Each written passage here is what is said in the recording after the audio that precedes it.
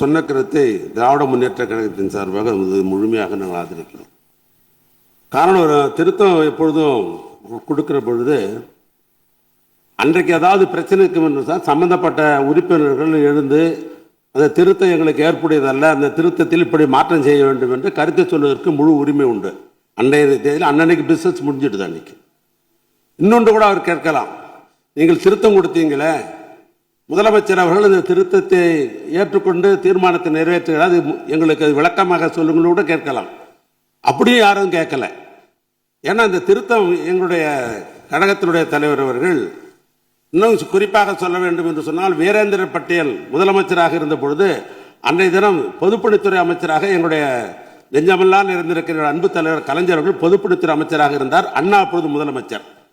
அன்றையிலிருந்து இந்த காவிரி பிரச்சனை அன்றையிலிருந்து இது தொடர்ந்து பல்வேறு வகையில் பல சட்ட போராட்டங்கள்லாம் நடைபெற்று அதற்கு பின்னால் உயர் நீதிமன்றத்திற்கு போய் உச்ச நீதிமன்றத்திற்கு போய் அப்புறம் ட்ரிபுனல் வந்து இப்போ அத்தாரிட்டி இருக்கிறது. இதற்கு பெரிய நெடும் இதற்கு பல்வேறு வகையில் சட்ட போராட்டம் நடத்தி இருக்கிறோம்.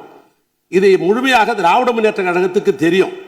ஆனால் புதிதாக பொறுப்பேற்றிருக்கிற அரசாங்கம் இதில் வெற்றி பெற வேண்டும் என்று அவர்கள் கருதுகிறார்கள். எனவே நாமும் அதற்கு உறுதுணையாக இருக்க வேண்டும் என்று சொன்னால், இது தமிழக விவசாயிகளுடைய பிரச்சனை, காவிரி டெல்டா பிரச்சனை.